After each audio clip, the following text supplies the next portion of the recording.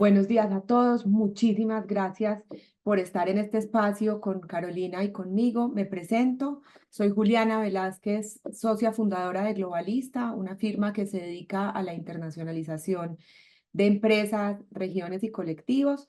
Y me acompaña Carolina Bovillier, socia de impuestos de Gómez Pinzón.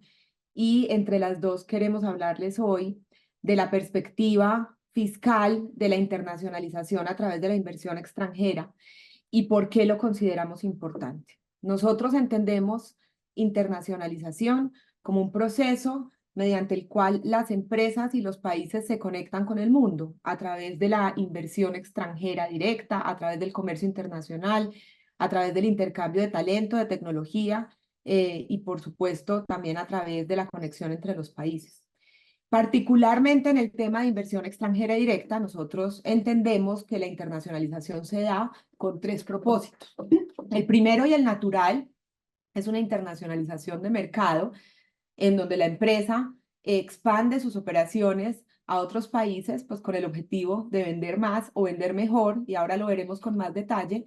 El segundo es con el propósito de diversificar riesgos, que también lo veremos más adelante, y que incluye la protección patrimonial. Y el tercero, con la perspectiva del acceso a capital, bien sea a través de inversión o deuda, como también lo veremos más adelante. Sin embargo, nosotros en Globalista, dentro de los proyectos, hemos visto que el riesgo que se materializa con más frecuencia es el riesgo asociado a los impuestos y a la planeación tributaria de este tipo de operaciones, bien sea por falta de conocimiento, bien sea por falta de planeación o por cambios en las legislaciones. Y pues nosotros pretendemos que hablemos un poco de la inversión extranjera desde esa perspectiva fiscal para que por lo menos se tengan en cuenta aspectos fundamentales que ustedes puedan desarrollar con sus equipos y de la mano de Gómez Pinzón en el futuro con operaciones concretas. Por lo anterior, nosotros les proponemos la siguiente agenda para hoy. Proponemos empezar con unas cifras del comportamiento de la inversión extranjera directa desde y hacia Colombia, no solamente en términos de países, inversionistas o receptores de la inversión, sino también en sectores económicos. Seguimos desarrollando un poco los propósitos de la inversión extranjera y pasaríamos a darle la palabra a Carolina para hablar de los aspectos fiscales de la expansión de negocios y protección de inversiones. Eh, para finalizar entonces con las preguntas que ustedes tengan y que podamos tener un espacio para resolverles las dudas. De tal manera que, sin más preámbulo, empecemos. Este es el panorama de la inversión extranjera que se realiza en Colombia y la inversión extranjera que realiza Colombia en el exterior. Nosotros hemos visto que la inversión extranjera que se realiza en Colombia siempre es mayor a la inversión extranjera que realizamos en el exterior, con algunos picos, pero como ustedes pueden ver, en el 2023, 2024, 2022 empieza una caída de la inversión extranjera directa en Colombia, pues ya hemos visto las nuevas regulaciones o la falta de iniciativa que ha producido que la inversión se desincentive un poco y un leve aumento de la inversión extranjera colombiana en el exterior. Entonces, vemos como si bien ha estado desequilibrada siempre, pues hay una breve alza de la inversión colombiana en el exterior y una caída muy dramática de la inversión extranjera en Colombia. ¿Desde dónde nos están invirtiendo en 2024? Nosotros entendemos, perdón, ¿dónde están los colombianos invirtiendo en el extranjero? Disculpen, vemos que el 34% de la inversión extranjera se va hacia Panamá, seguido de Perú, en donde tenemos una actividad comercial muy interesante. Sigue Guatemala, El Salvador, España, México, Brasil, Luxemburgo, Bermudas, Islas Vírgenes Británicas, Antillas Holandesas, Uruguay, Estados Unidos, Inglaterra y Paraguay. Si ustedes ven, vemos jurisdicciones en donde es muy clara la inversión extranjera con el propósito de diversificación de riesgos o protección patrimonial. Vemos jurisdicciones como Estados Unidos, Perú, Centroamérica, que son jurisdicciones receptoras de inversión mucho más asociadas al mercado. Y por supuesto, Estados Unidos también tiene un componente de inversión extranjera con propósito de atracción de capital, sobre todo capital de riesgo. ¿En qué sectores estamos invirtiendo los colombianos? Siendo coherente entonces con las conclusiones que acabamos de sacar vemos que la mayor parte de la torta la componen los servicios financieros y empresariales, que si bien es cierto que hemos aumentado mucho en inversión en servicios extranjeros o financieros o asociados a los servicios financieros, por ejemplo los de tecnología, pues también es un indicador que estamos creciendo mucho en inversión con propósito de protección patrimonial y de diversificación de riesgos en general. Ahorita vamos a ver una caída en la explotación de minas y canteras debido pues a la regulación, y también tenemos construcción, manufactura, electricidad, gas y agua. Hemos aumentado mucho en energías renovables. También hemos visto transportes, almacenamiento y comunicaciones, servicios comunales, sociales y personales, agricultura y demás. Y entonces ahora sí, ¿desde cuáles países nos están invirtiendo en Colombia? Pues el primero es Estados Unidos. eh, También tenemos a Países Bajos, Chile, Anguila, Suiza, Barbados, España, México, Uruguay, Panamá, Bermudas, Canadá, Inglaterra, Francia y China, pero vemos que está muy atomizado, por debajo del 9% los países desde donde nos están invirtiendo, siendo pues nuestro principal, por supuesto, inversionista Estados Unidos. ¿Cuáles son los sectores en donde está invirtiendo el extranjero en Colombia?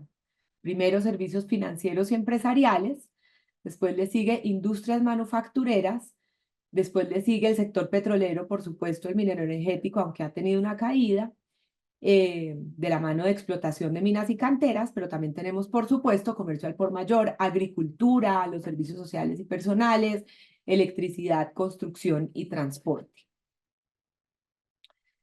Hablamos ahora entonces de los 3 propósitos para internacionalizarse a través de la inversión extranjera.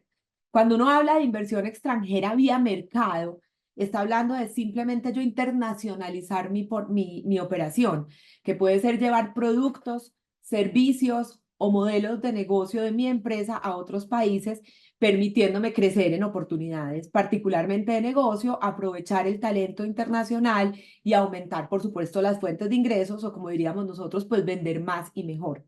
Pero también un segundo aspecto de la inversión extranjera con la perspectiva de mercado es cuando se hacen adquisiciones y fusiones con empresas extranjeras que acortan la curva de aprendizaje y la entrada al mercado, que implica un acceso instantáneo a recursos, clientes y conocimientos de mercado, y pues por supuesto una diversificación de riesgos en temas de gobierno corporativo, desde la perspectiva del aprendizaje ya adquirido de la empresa con la que se fusiona o la que se adquiere.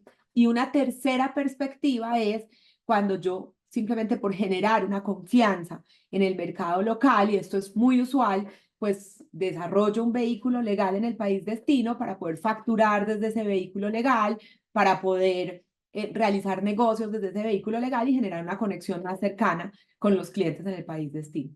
En cualquiera de los 3 escenarios, pues la planeación tributaria y los aspectos fiscales son supremamente importantes, no solamente para la operación local, sino para la conexión con la compañía colombiana, no solamente en la prestación de servicios entre compañías, sino también de la exportación de los productos y cómo se comportan los impuestos en la cadena de valor.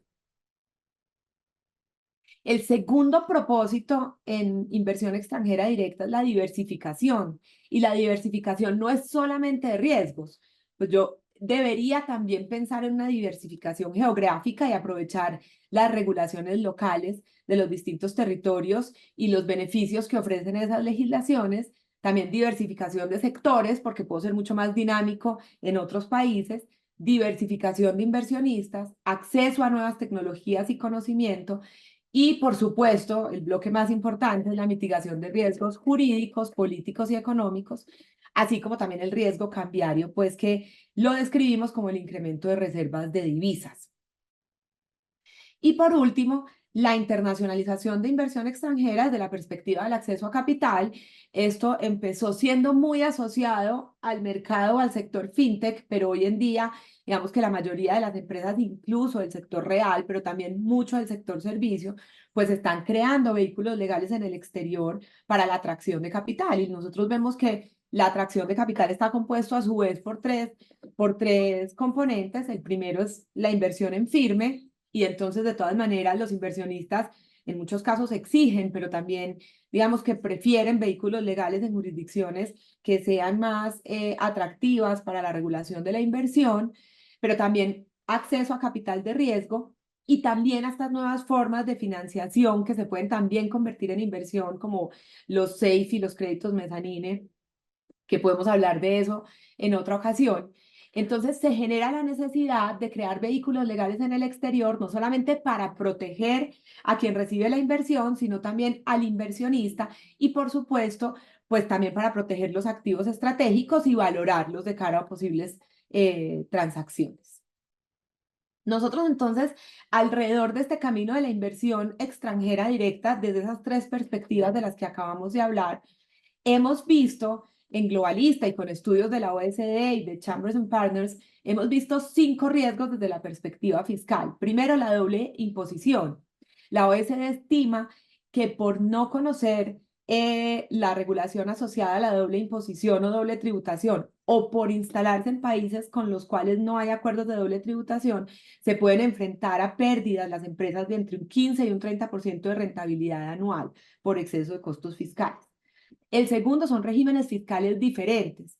Y entonces, aquí nos enfrentamos, o las empresas se han enfrentado, a costos imprevistos hasta del 20% por multas y ajustes fiscales, porque no se analiza la perspectiva de la internacionalización desde el punto de vista fiscal de una manera integral en varias jurisdicciones. Lo tercero, y creo que acá muchos de los que están presentes han podido sufrir este dolor, y es el régimen de precios de transferencia. Y este, digamos que es el porcentaje de sobrecostos mayor de los 5 riesgos identificados, y es el 40% del valor total de las transacciones por ajustes fiscales en materia de precios de transferencia. Reformas fiscales locales. Nosotros vemos que en internacionalización, pues la planeación es un eje fundamental del control de riesgos, pero también la evolución, no solamente de la presencia en una jurisdicción destino, sino también de la evolución de esas jurisdicciones a través de cambios en la legislación. Y aquí hemos visto que hay pérdidas materializadas hasta de un 15% en ingresos para las empresas, sobre todo de alto impacto. Y acá es muy intensivo el sector minero energético en este tipo de exposición a sanciones. Y 5, en cumplimientos y auditorías, se han visto sometidos a sanciones hasta por un 30% de los ingresos brutos anuales las empresas colombianas. De tal manera que estos son riesgos efectivamente materializados en los procesos de internacionalización de las compañías. Nosotros encontramos que la mejor forma de mitigarlos es primero identificarlos, pero segundo hacer una planeación, no solamente de mercado o de protección patrimonial, sino una planeación tributaria del proyecto de internacionalización, cualquiera que sean uno de los 3 propósitos o los 3 que vayan a presentar las empresas. De tal manera que con estos riesgos, pues le doy la palabra a Carolina para que nos hable de cuáles son esas implicaciones tributarias de la expansión internacional y la protección de inversiones. Adelante, Caro. Gracias, Juli. Bueno, pues muy buenos días para todos. Con este preámbulo de Juliana, que es muy claro y como ven, muchas veces con los clientes nos enfrentamos a situaciones en las que nos dicen, mire, quiero internacionalizar, pero donde no se tienen en cuenta estos riesgos asociados a la internacionalización. Yo creo que hay que repasar un poco cuáles son los principales motivos y riesgos y con, digamos, la forma en la que llegan normalmente los clientes a consultas relacionadas con planeación y estructuración de negocios a nivel internacional. Usualmente yo podría clasificarlos en dos. Yo creo que, como Juliana mencionó, 3 grandes motivos, pero yo creo que desde el punto de vista tributario uno los ve clasificados como en 2 grandes segmentos. El primero es crecimiento económico, que es evidentemente la apertura de nuevos negocios, iniciar actividades en el exterior y demás, y tienen un montón de retos desde el punto de vista tributario. El primero que uno puede evidenciar es la necesidad de constituir entidades locales, costos de mantenimiento, riesgos cambiarios, tasas tributarias y otras obligaciones fiscales y legales, desconocimiento de las jurisdicciones ideales para la inversión. Esos son como en materia de crecimiento económico. Y en riesgo de terceros, que también es un tema que ha estado muy de moda y es pues de cara a el objetivo principal es eliminar y mitigar riesgos país, reformas gubernamentales, pérdidas de valor, democratización, nacionalización, control de divisas, control de precios. Y el reto obviamente está en la aplicación de los tratados de protección de inversión, que ya vamos a entrar un poquito en ese detalle, más los costos de mantenimiento, la necesidad de liquidar activos en Colombia para poder internacionalizar o corporativizar activos y el desconocimiento de la naturaleza de los vehículos y su tratamiento tributario. Sí, por favor.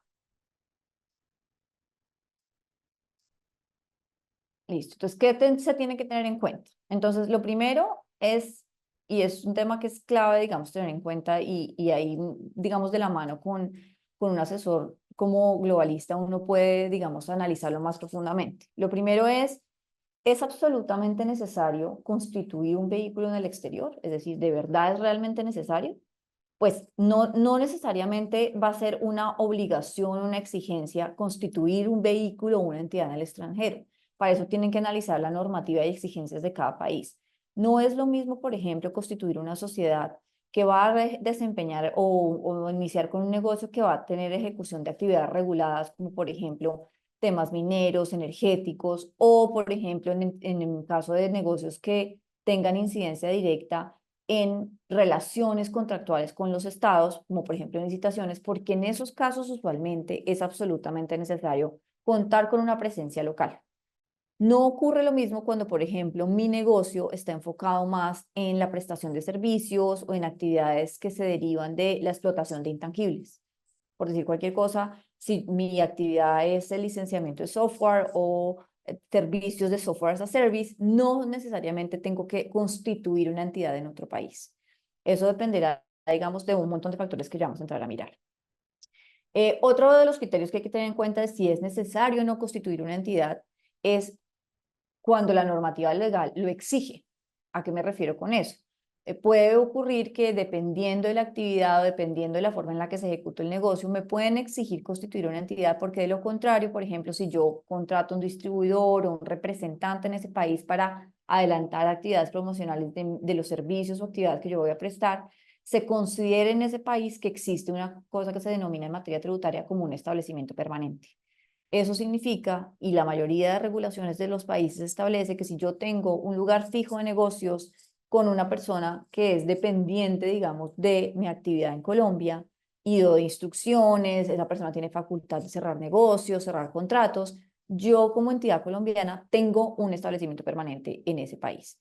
Si ese riesgo existe, es mejor evaluar anticipadamente la estructura y ver si realmente vale la pena simplemente tener una persona contratada por nosotros allá o si es mejor migro a un esquema de constituir un vehículo en el exterior.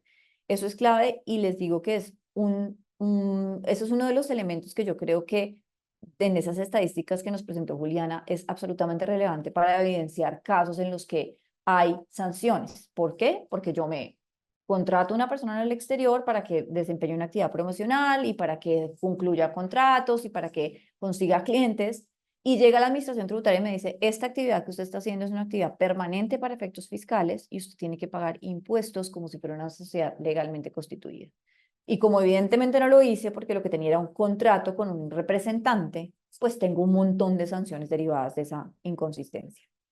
El otro caso que también da lugar a que se constituyan entidades en el exterior es, por ejemplo, exigencias tales como la facturación local, que parece absurdo porque simplemente me dice, pero pues, ¿qué tiene que ver la facturación? Si la facturación desde el exterior es absolutamente válida, las negociaciones internacionales se fundamentan en facturación internacional, pero en algunos casos los compradores o los adquirientes de bienes y servicios, y como decía Juliana, de cara a tener como un poco más de seriedad y certeza del negocio y empezar, digamos, a tener un poco más de confianza en los adquirentes, me exigen tener un vehículo local para que facture. Entonces, en esos casos hay que evidenciar si dependiendo de la actividad que yo realizo, vale la pena constituir una entidad solamente para suplir esa necesidad de facturación o si de lo contrario yo puedo tal vez recurrir a empresas que sirvan como vehículo para facturar o representarme legalmente en ese país. El otro tema que hay que tener en cuenta y es clave es, por ejemplo, el tema de los costos, que es otro issue que siempre se presenta en las esquemas de internacionalización y es, no es solamente montar la sociedad o hacer una renovación mercantil. Usualmente en la constitución de vehículos en el exterior, y es algo que hay que tener mapeado porque pues eso implica la inversión de un capital importante y que si lo que queremos es abrir negocio, generar mercado y vender mejor, como dice Juliana, pues no tiene mucho sentido que yo gaste una gran proporción de mi capital en pagar un montón de cosas que tal vez no necesito. ¿Qué tanta sustancia tengo que tener? ¿Qué tantos empleados tengo que tener? ¿Qué tan robusta debe ser la contabilidad? ¿Hay que tener o no una oficina? Entonces, esos son elementos que hay que tener en cuenta al momento de internacionalizar, pero desde la perspectiva tributaria serán relevantes, por ejemplo, para establecer si tengo establecimiento permanente o no. Si ya me voy a meter en ese mundo del establecimiento permanente, uno. Y dos, vamos a ver que eso además es un elemento relevante de cara, por ejemplo, a internacionalizar pensando en protección adicional, no solamente abrir negocios, sino protección patrimonial derivada de riesgos políticos. ¿Por qué?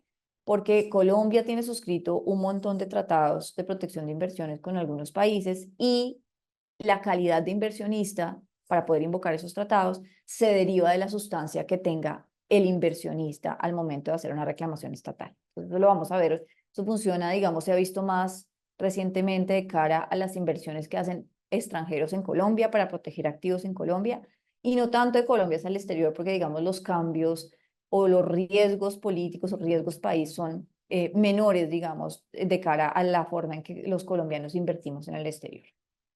¿Qué recomendaciones hay que tener en cuenta aparte, pues, digamos, de todo esto que les he dicho? Es en lo posible preferir mercados o jurisdicciones con los que Colombia tenga tratados internacionales para evitar la doble tributación.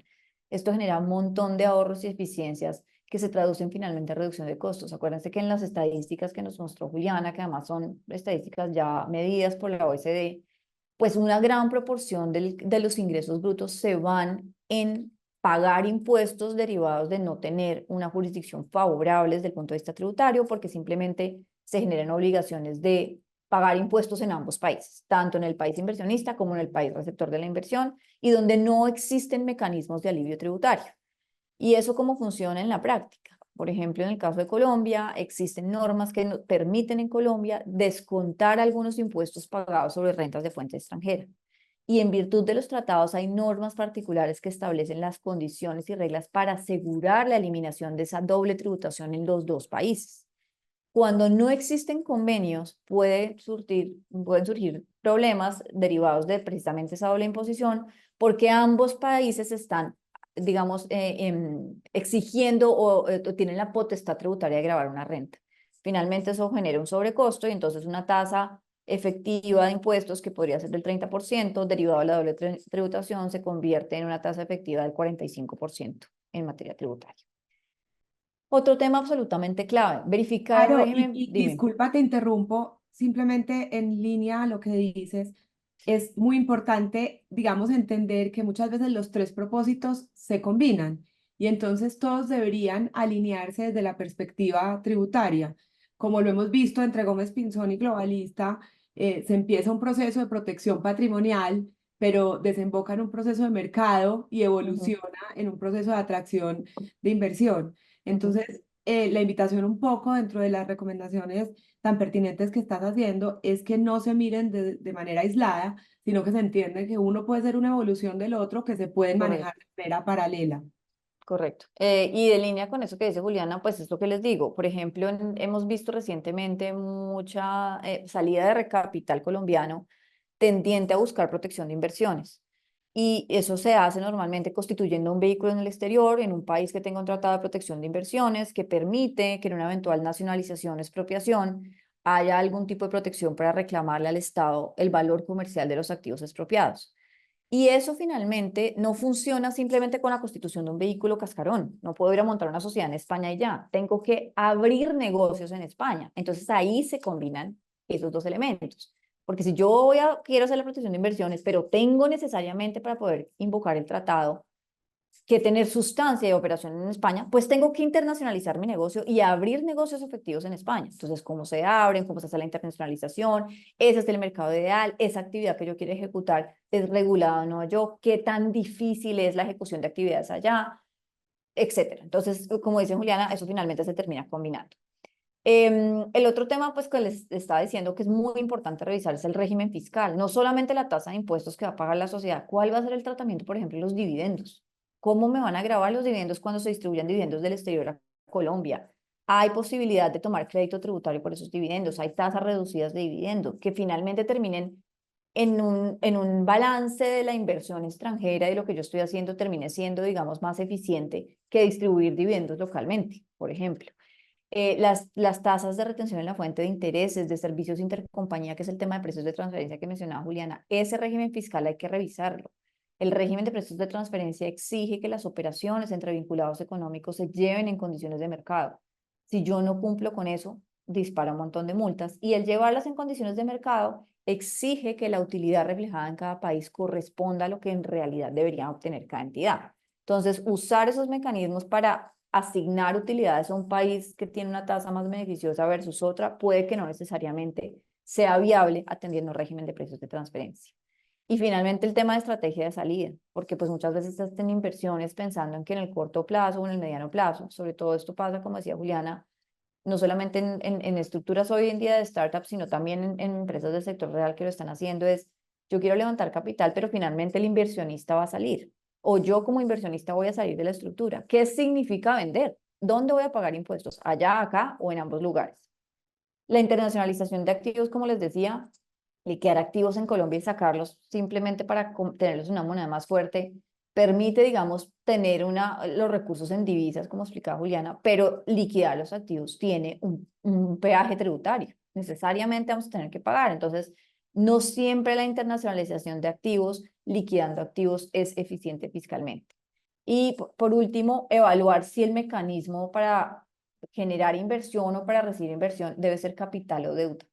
Eso se permite también en una evaluación global para, al determinar si lo más eficiente puede ser, por ejemplo, pagar intereses o cobrar intereses, porque las tasas efectivas de tributación son más bajas que, por ejemplo, las que se tienen en dividendos. No olviden, por ejemplo, en materia de dividendos, un dividendo que proviene de una sociedad extranjera y que lo recibe una sociedad colombiana paga impuestos al 35%. Entonces, ya solo con eso de pronto me funciona mejor recibir un ingreso por intereses que puede que tribute al 35%, pero que de pronto en el diferencial de retención en la fuente termina siendo menor la imposición en el caso de intereses versus dividendos. Sigue, Juli. Tengan en cuenta, aquí hay unos temas que hay que tener en cuenta de cara a la internacionalización que son importantes. Aparte de lo que ya les mencionamos es, ojo con las estructuras que se plantean para internacionalizar, que son simples o que parecen las más sencillas o las más directas.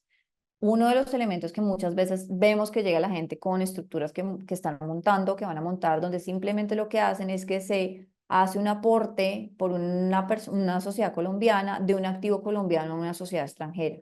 Esos aportes que hacen entidades colombianas, de activos colombianos a entidades extranjeras, se entienden para efectos tributarios como enajenaciones, como ventas. ¿Eso qué significa? Que yo no puedo hacer el aporte a costo fiscal, tengo que hacerlo a valor comercial, es decir, aplicando el artículo 90 como mínimo. Y por lo tanto, esa operación, a pesar de ser un aporte que debería ser neutral, termina siendo una operación sujeta a imposición en Colombia. Y adicionalmente es una operación sujeta al régimen de precios de transferencia, lo que quiere decir que yo tengo que preparar un análisis y desglosar la operación ante la administración tributaria. Entonces, yo sí puedo trasladar activos colombianos al exterior, pero no debería hacerlo de manera directa si quiero ahorrar impuestos. Hay mecanismos y esquemas de planeación tributaria sofisticada que permiten lograr esa misma estructura de colgar, por ejemplo, un activo colombiano a una sociedad extranjera de manera eficiente. Dale, Juli. El otro tema que hay que tener también muy presente, el tema de enajenaciones indirectas, que es muy común también y que la gente no lo tiene presente, es esto es una cláusula especial antiabuso que está en materia tributaria que existe en las disposiciones fiscales vigentes, que establece que en el evento en que yo tenga una sociedad extranjera que posea activos en Colombia, activos entiéndase, sociedades, acciones, inmuebles, etcétera, y lo que yo quiero hacer, lo que yo hago es vender la sociedad extranjera, aquí en la gráfica la que está en morado que se llama SPV, si yo enajeno a esa sociedad extranjera cuyos activos subyacentes sean activos colombianos, eso se entiende para efectos tributarios como una venta ejecutada de los activos colombianos en Colombia. Eso significa que habrá que pagar impuestos y determinar el precio de mercado y la utilidad de los activos como si yo estuviera enajenando directamente el activo subyacente. Esto es muy común también y es muy común en las estructuras, sobre todo derivadas, por ejemplo, de levantamiento de capital, porque lo que normalmente tenemos es un inversionista extranjero con un activo intermedio que está en el exterior, un activo subyacente colombiano y que finalmente su apuesta es a salir de la estructura. En esas estructuras normalmente se generan estos impactos fiscales de enajenaciones indirectas. Hay unas excepciones simplemente establecidas en la ley que establecen que si se trata, por ejemplo, de acciones transadas en bolsa y que no se concentren más de un 20% en el mismo beneficiario, no se aplica el régimen de enajenaciones indirectas, o cuando el valor de los activos comerciales o en libros no supera el 20% de los activos de la entidad enajenada. Entonces, eso es un tema que hay que tener en cuenta al momento de estructurar una inversión hacia afuera o de cara a un inversionista que está entrando a Colombia. Dale. Y para que lo tengan en cuenta, antes de seguir con esto, estas reglas de enajenaciones indirectas y estas reglas asociadas, digamos, a los regímenes de aportes grabados existen en otras jurisdicciones. Eso significa que si bien yo puedo estructurar una operación para invertir en el exterior que pudiese terminar siendo eficiente en Colombia, puede que en el exterior tengan reglas como estas. Entonces, si tienen un régimen de enajenaciones indirectas que es muy común en muchísimos países, ya está. Yo como colombiano tengo un vehículo extranjero que tiene activos subyacentes en otra jurisdicción y enajeno ese vehículo extranjero, muy probablemente habrá lugar a pagar impuestos en esa jurisdicción, aunque en teoría estoy vendiendo un vehículo intermedio, por ejemplo, en una jurisdicción como Panamá, donde esa enajenación de activos offshore no está sujeta a tributación. Dale, Julio. De cara al levantamiento de capital e inversiones, esto era, como decía Juliana, muy común en startups, pero que ahora también se aplica al sector real. Lo que usualmente ocurre en este tipo de estructuras es que hay una sociedad colombiana que quiere hacer levantamiento de capital, es común hacer rondas de negociación y levantar capital vía deuda o capital propiamente dicho. En ese tipo de estructuras, seguiré, avanza Juli, lo que normalmente se exige son estructuras de este tipo, son estructuras robustas y complejas donde se exige por lo menos una compañía en el exterior, usualmente Estados Unidos es el régimen, digamos, que normalmente termina siendo más favorable para los inversionistas, y una estructura arriba en Caimán, esto es lo que se denomina comúnmente el Cayman Sandwich. Lo que se exige normalmente en este tipo de estructuras, cuando yo tengo una sociedad colombiana que quiere hacer levantamiento de capital, es que la sociedad colombiana se cuelgue de la estructura internacional. Entonces, el aportar acciones directamente a las compañías extranjeras, como les decía, es una operación gravada y sujeta al impuesto sobre la renta. Y además tiene un grandísimo problema que normalmente lo que ocurre es que a los inversionistas colombianos o los accionistas de la sociedad colombiana les dicen, por haber hecho ese movimiento de acciones, usted lo que va a recibir son acciones arriba en la sociedad de Caimán. ¿Qué ocurre si hay una venta de las acciones de la sociedad de Caimán? Que es donde normalmente se enajenan estas inversiones. Eso se enajena en la estructura superior y no en la estructura inferior. Normalmente la compañía colombiana no se enajena. Entonces, lo que ocurre normalmente es que esa enajenación, al ser una inversión indirecta en Colombia, se grava en el régimen de enajenaciones indirectas. Entonces, si un colombiano tiene acciones en Caimán y finalmente sale de la estructura porque ya la compañía levantó capital y fue muy eficiente, esa salida de ese colombiano, esa estructura, va a pagar impuestos en Colombia, aunque lo que esté vendiendo sea una estructura en Caimán. Entonces, eso es importante tenerlo en cuenta porque, pues, como les decía, el aporte directo no se puede hacer, requiere una planeación tributaria un poquito más sofisticada, la constitución de vehículos intermedios temporales, la aplicación de estructuras de fusión, de adquisición de acciones, para poder llegar a esta misma estructura sin pagar impuestos, pero hay que tener en cuenta que esto eventualmente va a tener un peaje tributario en un régimen de enajenaciones indirectas. Dale, Juli. El siguiente tema es el de las notas convertibles que también pasan el levantamiento de capital. Es muy común que de cara a un levantamiento de capital haya una emisión de deuda y en virtud de eso lo que se exige es un SAFE o una nota convertible. En la gráfica ven el inversionista invierte una plata en la sociedad A con su cambio se emite una nota convertible que será convertible en acciones, pero usualmente el inversionista no quiere acciones ni en la sociedad colombiana, quiere que el vehículo intermedio, que es el que está participando como holding, sea el que reciba las acciones. Pero el vehículo holding no está haciendo la inversión, es el inversionista. Y usualmente la etapa preliminar, donde ni siquiera se ha constituido el vehículo intermedio, es la forma en que llega la plata, es rápidamente de afán, entonces el inversionista gira la plata y se emite una nota convertible por la sociedad colombiana. El mover esa nota convertible por el inversionista a la holding a título de aporte es un efecto, es un impacto, dado lugar a un efecto grabado en Colombia, porque es el aporte de una nota convertible, que es una cuenta por cobrar con una sociedad colombiana a una sociedad extranjera. Entonces, el movimiento de esos activos tiene que hacerse de forma cuidadosa, no debería ser a título de aporte, sino a título de subrogación.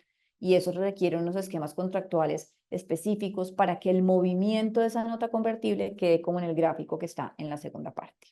Dale, Juli. Estos son simplemente, eso se los podemos mandar en la presentación, son los costos de una estructura de lo que vale constituir esta estructura del Cayman Sandwich y la holding. Es muy costoso, como ven, son estructuras costosas. Entonces, pues los inversionistas y las entidades que quieran levantar capital, pues tienen que tener esto en mente porque esto es lo que puede costar entre el primer y el segundo año tener una estructura como la del Cayman Sandwich, que normalmente el inversionista la exige a la compañía colombiana para poder hacer el levantamiento de capital. Es decir, esto es un costo que tienen que incurrir la compañía colombiana y sus accionistas para poder hacer levantamiento de capital y rondas de inversión. Dale, Juli. Aquí esto ya lo mencioné, el tema de bueno, los aspectos fiscales de este tipo de estructuras, reglas de su capitalización. Hay que tener mucho cuidado porque el levantamiento de capital a título solamente de deuda, cuando se convierte en un vinculado económico, como en este caso tiene reglas de su capitalización. Eso significa que si el préstamo supera 2 a 1 el valor del patrimonio de la entidad colombiana, no es deducible el interés. Los dividendos que pagará la sociedad colombiana tienen retención en la fuente por regla general y en particular será de, digamos, de un monto importante o será una retención en la fuente alta si se trata de un inversionista que no tiene tratado para evitar la doble tributación, como ocurre con Estados Unidos. Y además tenemos reglas de distribución corporativa rígidas, es decir, solamente en la medida que termine el año gravable, en cierres de estados financieros, puede haber distribución de dividendos. ¿Qué mecanismos se utilizan para poder, digamos, solventar algunas de estas cosas? Las reducciones de capital, la readquisición de acciones, que es la posibilidad, digamos, de entregarle las acciones que tiene un inversionista a la misma sociedad en la que tenía acciones y se puede hacer a título gratuito u oneroso, reorganizar los vehículos y redomiciliar para que finalmente yo pueda apuntarle a jurisdicciones más favorables, entonces pasar una sociedad, por ejemplo, de Curazao, que puede ser el vehículo intermedio, a España, y acogerme, digamos, al tratado para evitar la doble tributación. Dale, Juli. Dale. Y finalmente, el otro tema, como les decíamos, y que es finalmente terminan combinándose las razones de inversión y de los motivos que tengo yo para proteger una inversión o para hacer internacionalización. ¿Qué tengo que tener en cuenta de cara al riesgo país? Ya un poco de esto ya se los mencioné. La constitución de vehículos permite mitigar riesgos de moneda. Eso finalmente siempre se va a lograr, porque yo puedo liquidar activos y transferirlos al exterior, tenerlos en monedas más fuertes, eso funciona. Pero tenemos el downside, que es costos de mantenimiento, contabilidad, empleados, sustancias, obligaciones formales. El querer invocar un tratado de protección de inversiones un objetivo absolutamente loable y válido, pero de nuevo no es tan simple como constituir una sociedad, por ejemplo, en España, que tiene tratado, el mejor tratado de protección de inversiones que tiene Colombia es el de España, porque tiene unas cláusulas de muy fácil aplicación, mucho más sencillas que otros tratados que hemos analizado, por ejemplo, el capítulo de protección de inversiones del TLC con Estados Unidos o los tratados con Israel, entre otros. Pero no basta con constituir una sociedad en España, una EDU española y tener la sociedad colombiana colgada a la sociedad española, no es suficiente para invocar un tratado. Entonces, por lo tanto, eso es un tema que tienen que tener en cuenta para saber hasta dónde se van a meter en una estructura internacional de mira a invocar un tratado de protección de inversiones. Y lo otro que hay que tener en cuenta son las exigencias de inversión para acogerse a regímenes preferenciales. También ocurre muchas veces que llega la gente diciendo voy a montar una zona franca en Portugal, ok, pero que exige la regulación local para acogerse a ese régimen preferente de zona franca. Eso es un tema que de pronto, de cara a la protección de inversiones o tener los activos de monedas más fuertes, no debería ser el elemento relevante para tomar la decisión, sino que tal vez yo debería buscar simplemente una jurisdicción que tenga vehículos de fácil manejo y que me permita simplemente internacionalizar activos. Recomendaciones: utilizar países contratados para evitar la doble tributación, jurisdicciones que tengan tasas efectivas menores, dependiendo, digamos, de lo que sea posible, Panamá, Curazao, de las que estaban mencionadas en la tabla que nos mostró Juliana. Ojo con la diferencia en cambio, que es un tema que la gente a veces no mide, y es que tiene un montón de inversiones afuera y internacionaliza activos, y cuando va a llevar eso a la declaración de renta, la liquidación de las inversiones arroja unos ingresos por diferencia en cambio absolutamente exorbitantes. Entonces, los residentes fiscales que tienen inversiones en el exterior, pues tienen ese riesgo siempre latente para que lo tengan presente. Eso es algo que es muy difícil de evitar, porque yo, si yo soy residente fiscal, tengo la obligación de reflejar mis operaciones o activos en divisas, finalmente en pesos colombianos, y la diferencia en cambio me va a pegar. El régimen ese, que es el régimen de entidades controladas del exterior, un residente fiscal colombiano que tiene un activo controlado en el exterior, entiéndase trust, fundación de interés privado, sociedad, etcétera, que no tenga operación efectiva y real, sino que lo que genere son rentas pasivas, muy probablemente va a tener que reflejar los ingresos de esta entidad a título personal como si los recibiera directamente. Entonces, ese es otro elemento a tener en cuenta. Es decir, internacionalizar la propiedad no significa dejar de pagar impuestos o dejar o de decir que como el ingreso está allá y no hubo distribución de dividendos, aquí yo no pago. Eso no aplica porque en Colombia tenemos un régimen de entidades controladas del exterior. Hay que conocer los vehículos para inversión y los tratados de protección de inversiones y su alcance, que ya se los mencioné. Y la otra recomendación grande que hay que hacer es, yo les recomiendo no colgar activos internacionales de estructuras nacionales. Es decir, una sociedad colombiana con activos extranjeros no tiene sentido si lo que yo estoy buscando es protección de inversiones, porque de lo contrario, simplemente con la entrada bajo una medida gubernamental a la sociedad colombiana, expropian indirectamente los activos extranjeros. Entonces, eso es lo que tenía para contarles. Corrí lo más que pude porque sé que estamos pasados. Este es el régimen de entidades controladas. Yo ya lo resumí. Entonces, pues, muchas gracias por el tiempo y perdón que me pasé como 10 minutos. No sé, Angie, si haya preguntas. No, no, señora, no tenemos preguntas. No sé si alguien del público quiere levantar la mano o quiere escribir aquí por el chat, estamos pendientes.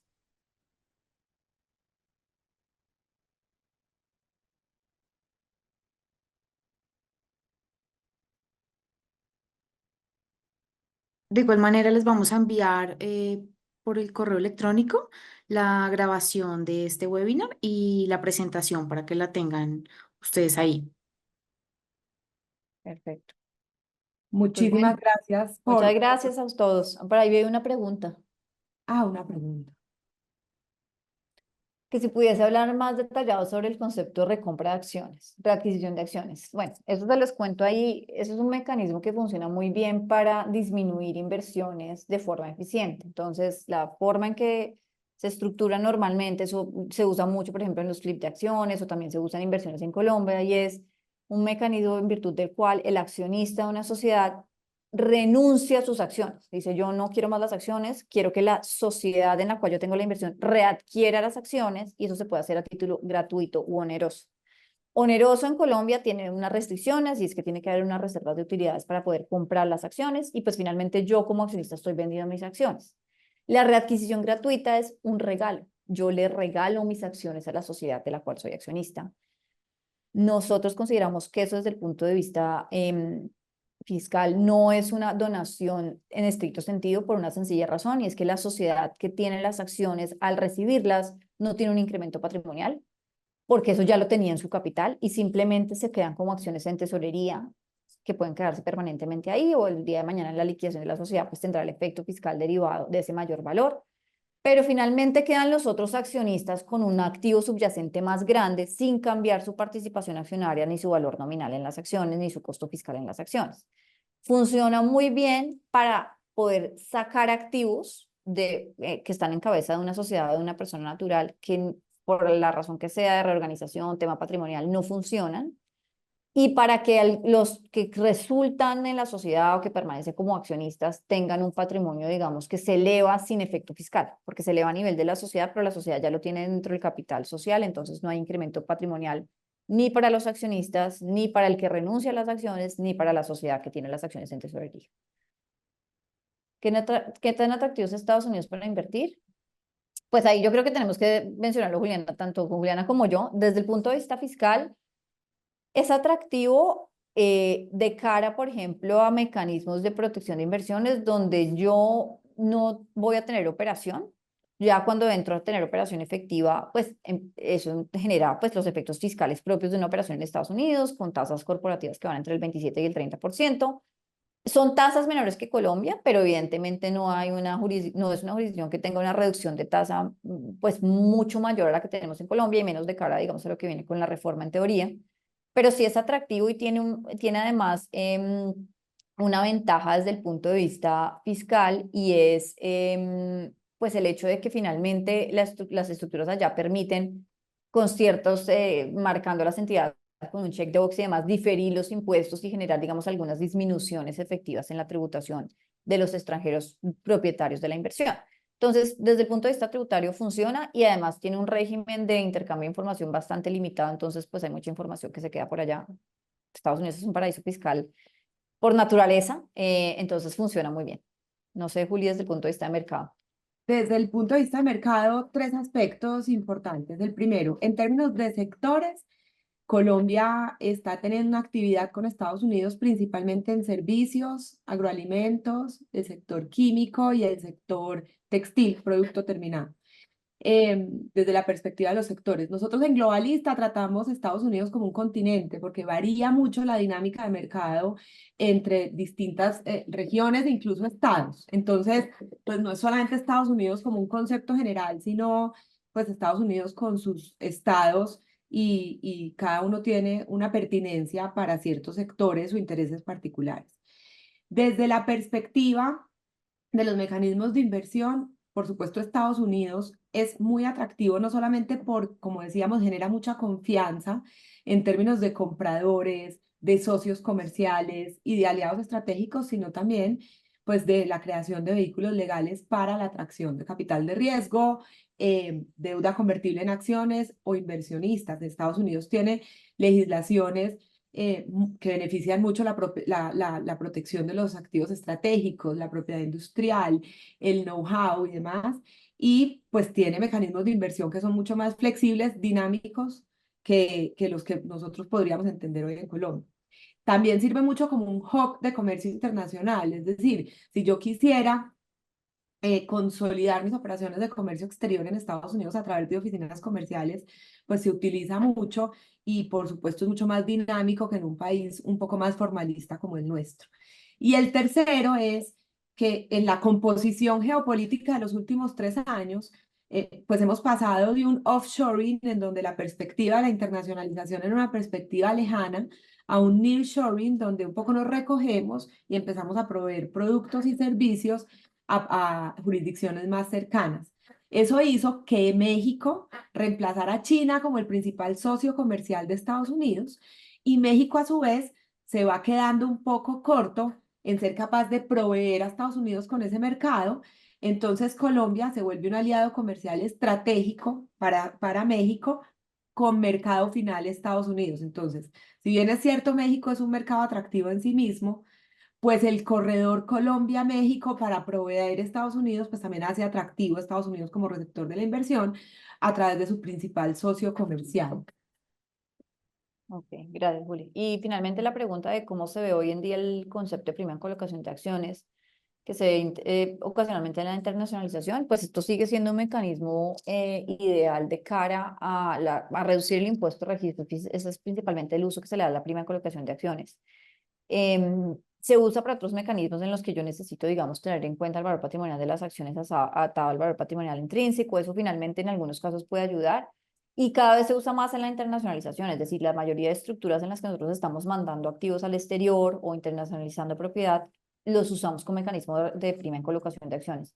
Funciona muy bien y permite desde el punto de vista, digamos, de reorganización, en reducción de capital, en reorganización de la actividad vía readquisición de acciones, que también es un mecanismo que se usa en el exterior, simplificar o aligerar la estructura de distribución de los activos. Entonces, se usa bastante y pues hasta el día de hoy esto no ha sido cuestionado por nadie, esperemos que siga así.